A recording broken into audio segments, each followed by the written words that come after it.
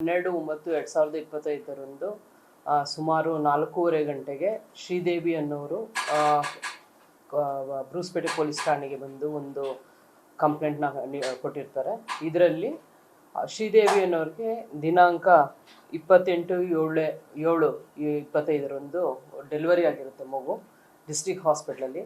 ಇವರು 12ನೇ ತಾರೀಕು ಸುಮಾರು ಒಂದು 12 ಗಂಟೆ ಮಧ್ಯಾಹ್ನ 12-12:30 ಮಧ್ಯದಲ್ಲಿ ಅವರು ಡಿಸ್ಟ್ರಿಕ್ಟ್ ಹಾಸ್ಪಿಟ್ಲಿಗೆ ಫ್ಯೂಚರ್ ರಿಮೂವಲ್ಗೋಸ್ಕರ ಮಗು ತಗೊಂಡು ತನ್ನ ತಾಯಿ ಜೊತೆ ಬಂದಿರ್ತಾರೆ. ಅಲ್ಲಿ ಒಂದು ಮಹಿಳೆ ಪರಿಚಯ ಆಗ್ತಾರೆ, ಶಮೀಮ್ ಅಂತ. ಇವರು ಅವರ ಜೊತೆಯಲ್ಲಿ ಮಾತಾಡಿ ನಂತರ ಇವರು ಬರ್ತ್ ಸರ್ಟಿಫಿಕೇಟ್ ಇಸ್ಕೊಡ್ತೀನಿ ಅಂತ ಹೇಳಿತಾರೆ ಶಮೀಮ್ ಅವರು. ಆಗ ಅವ್ರ ಜೊತೆಯಲ್ಲಿ 3 ಜನ ಅಂದರೆ ಮಗು, ಶ್ರೀದೇವಿ ಮತ್ತು ಶ್ರೀದೇವಿಯವ್ರ ತಾಯಿ ಶಮೀಮ್ ಜೊತೆ ಒಂದು ಆಟೋಲಿ ಕೂತ್ಕೊಂಡು ಮುನ್ಸಿಪಲ್ ಆಫೀಸ್ಗೆ ಹೋಗ್ತಾರೆ. ಅಲ್ಲಿ ಶ್ರೀದೇವಿ ಅನ್ನೋರು ಶೌಚಾಲಯಕ್ಕೆ ಹೋಗ್ಬೇಕಾದ್ರೆ ಮಗುನ ಶಮೀಮ್ ಅವ್ರಿಗೆ ಕೊಟ್ಟೋಗಿರ್ತಾರೆ. ಆಗ ಮಗುನ ಅವರು ಕಿಡ್ನಾಪ್ ಮಾಡಿ ಇರ್ತಾರೆ ಅಂತ ಹೇಳಿ ಒಂದು ದೂರನ್ನು ನೀಡಿರ್ತಾರೆ. ಇದು ದೂರನ್ನು crime number 154/25 column 137 subclause 2 143 subclause 4 3 subclause 5 BNSನಲ್ಲಿ ಪ್ರಕರಣವನ್ನು ದಾಖಲು ಮಾಡಿಕೊಂಡು ಒಂದು ತನಿಖಾ ತಂಡವನ್ನು ರಚಿಸಲಾಗಿತ್ತು. ಇದರಲ್ಲಿ additional SP KP Ravikumar, Chandrakant Nandareddy DSP ಮತ್ತು ಇನ್ಸ್ಪೆಕ್ಟರ್ ಆದ ಮಾಂತೇಶ್, PSI ರಾದ ಶಹನಾಜ, ಮಲ್ಲಿಕಾರ್ಜುನ್, ಶ್ರೀನಿವಾಸ್, ಆಂಜನೇಯ, ಪ್ರಭಾವತಿ, ಶಿವಕುಮಾರ್, ಶಿವರಾಜ್, ಸಿದ್ದೇಶ್, ಶೇಖ್ ಜಿಲಾನ್, ದೊಡ್ಡಬಸವನಗೌಡ ಮತ್ತು ಶ್ವೇತಾ ರವರನ್ನು ಒಳಗೊಂಡಂತೆ ಒಂದು ತನಿಖಾ ತಂಡವನ್ನು ರಚಿಸಲಾಗಿತ್ತು. ನಂತರದಲ್ಲಿ ಶಮೀಮ್ ಅವರು ಕೌಲ್ ಬಾಜಾರ್ ಪೊಲೀಸ್ ಠಾಣೆಯಲ್ಲಿ ಲಿಮಿಟ್ಸ್ ಅಲ್ಲಿ ಇಸ್ಮೈಲ್ ಅನ್ನೋರನ್ನ ಮದುವೆ ಆಗಿರ್ತಾರೆ. ಇವರು 3ನೇ ಹೆಂಡತಿ ಆಗಿರ್ತಾರೆ. ಮಗುನ ಕದ್ಕೊಂಡು ಹೋಗಿ ಅವರ ಹಸ್ಬೆಂಡ್ ಇಸ್ಮೈಲ್ ಅವ್ರಿಗೆ ಕೊಡ್ತಾರೆ. ಅವರು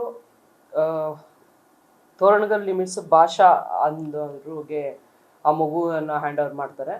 ಭಾಷಾ ಅನ್ನೋರು ಒಬ್ಬರು ಮಕ್ಕಳಿಗಾಗದೆ ಬಸವರಾಜ್ ಮಹಾಂತಪ್ಪ ಅನ್ನೋರಿಗೆ, ಅವರು 43 ವಯಸ್ಸು, ಅವ್ರಿಗೆ ಸುಮಾರು 19 ವರ್ಷದಿಂದ ಮಕ್ಕಳಾಗಿರಲ್ಲ. ಅವ್ರಿಗೆ ಆ ಮಗುನ ತಗೊಂಡೋಗಿ ಕೊಡ್ತಾರೆ. ಬಸವರಾಜ್ ಮಹಾಂತಪ್ಪ ಅವರವರು ಭಾಳ ಸತಿ ಟ್ರೈ ಮಾಡಿರ್ತಾರೆ ಮಗುನ ಅಡಾಪ್ಟ್ ಮಾಡ್ಕೊಳ್ಳಿಕ್ಕೆ. ಆ ಒಂದು ಅಡಾಪ್ಟ್ ಪ್ರೊಸೀಜರ್ ಸ್ವಲ್ಪ ಡಿಲೇಮ್ ಆಗುತ್ತೆ ಮತ್ತು ಅದು ಕಾಂಪ್ಲಿಕೇಟೆಡ್ ಇದೆ ಅಂತ ಹೇಳ್ಬಿಟ್ಟು ಅವ್ರು ಯಾವ್ದಾದ್ರು ಒಂದು ಮಗು ಸಿಕ್ಕಿದ್ರೆ ಕೊಡಿ, ಯಾರು ಕೊಡೋರು ಇದ್ರೆ ಅಂತ ಹೇಳ್ಬಿಟ್ಟು ಇಸ್ಮೈಲ್ ಅವ್ರಿಗೆ ಹೇಳಿರ್ತಾರೆ. ಇಸ್ಮೈಲ್ ಅವರು ಬೇಸಿಕಲಿ ಅವರು ಮಕ್ಕಳಿಗೆ ತಾಯಿತ ಕಟ್ಟೋದು ಆ ಥರ ಒಂದು ಇದು ಮಾಡ್ತಾ ಇರ್ತಾರೆ ವೃತ್ತಿ. ಅಲ್ಲಿ ಯಾರಾದರೂ ಮಕ್ಕಳು ಸಾಕೋದಕ್ಕೆ ಯಾರಾದರೂ ಬಡತನ ಇದ್ದು ಅಂಥವ್ರು ಯಾರಾದರೂ ಕೊಡೋ ಥರ ಇದ್ದರೆ ಹೇಳಿ ಅಂತ ಹೇಳಿರ್ತಾರೆ. ಸೊ ಈ ಪ್ರಕರಣ ಶಮೀಮ್ ಮತ್ತು ಇಸ್ಮೈಲ್ ಅಕ್ಯೂಸ್ಡ್ ಆಗಿರೋ ಶಮೀಮ್, ಇಸ್ಮೈಲ್, ಭಾಷಾ ಮತ್ತು ಬಸವರಾಜಪ್ಪ ಮಾಂತಪ್ಪ ಅವರನ್ನ ಸಹ ವಶಕ್ಕೆ ಪಡೆದುಕೊಂಡು ಕಾನೂನು ರೀತಿಯ ಕ್ರಮ ತೆಗೆದುಕೊಳ್ಳಲಾಗಿದೆ.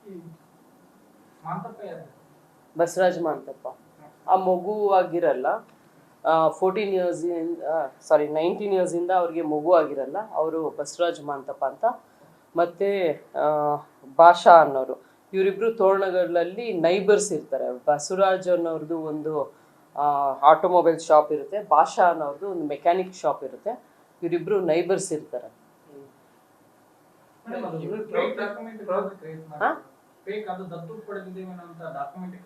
ಇಲ್ಲ ಅದು ಪಡೆದಿದ್ದೀವಿ ಅಂತ ಹೇಳಿದ್ದಾರೆ, ಬಟ್ ಯಾವುದೇ ರೀತಿಯಾದ ಡಾಕ್ಯುಮೆಂಟ್ಸ್ ಇಲ್ಲ ಅದರಲ್ಲಿ.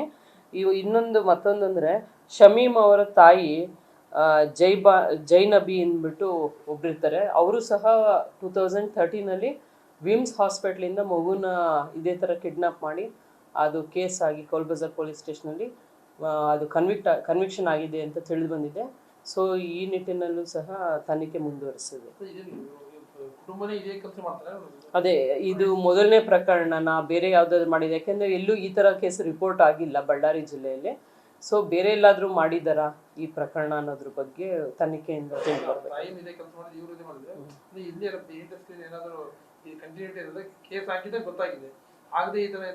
ಇಲ್ಲ ಆಗದೆ ಮಕ್ಕಳು ಕರ್ಕೊಳ್ದೆ ಯಾರು ನಾವು ಕೊಡದೇ ಇರಲ್ಲ, ಕೇಸ್ ಕೊಟ್ಟೇ ಕೊಡ್ತಾರೆ. ಅಂಥದ್ದು ಯಾವುದು ಪ್ರಕರಣ ತಿಳಿದು ಬಂದಿಲ್ಲ. ಇದೇ ಮೊದಲನೇ ಪ್ರಕರಣ ಇತ್ತು. ಇದು ತನಿಖೆಗೆ ಏನು ಟೀಮ್ ಇದೆ ಅವ್ರಿಗೆಲ್ಲರನ್ನೂ ಅಪ್ರಿಷಿಯೇಷನ್ ಮಾಡಿದ್ದೆ ಮತ್ತು ಇವ್ರಿಗೆ ರಿವಾರ್ಡ್ ಸಹ ಕೊಡ್ತೀವಿ. ಹೌದು, ಇಲ್ಲ, ಅದೇ ಬಸವರಾಜ್ ಅವ್ರಿಗೆ ಕೊಡ್ಬೇಕಂತ.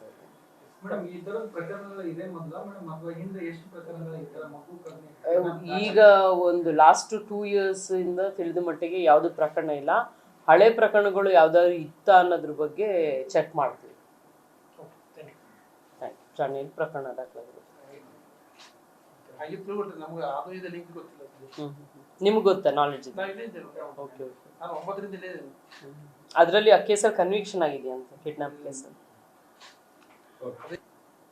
ಮಕ್ಕಳು ಯಾವಾಗಲೂ ಗುರುತು ಪರಿಚಯ ಯಾವುದು ಇಲ್ದಿರೋರ ಕಡೆ ಮಕ್ಕಳನ್ನ ಬಿಡುವಂಥದ್ದು ಅದು ಸರಿ ಇಲ್ಲ. ಯಾವುದೇ ರೀತಿ ಭಯ ಪಡೋ ಆತಂಕ ಪಡೋ ಅವಶ್ಯಕತೆ ಏನಿಲ್ಲ. ಆದರೆ ಪರಿಚಯನೇ ಇಲ್ದಿರೋರ ಕಡೆ ಮಕ್ಕಳನ್ನ ಕೊಡೋವಂಥದ್ದು ಸರಿ ಇಲ್ಲ ಅಂತ ಹೇಳ್ತೀನಿ.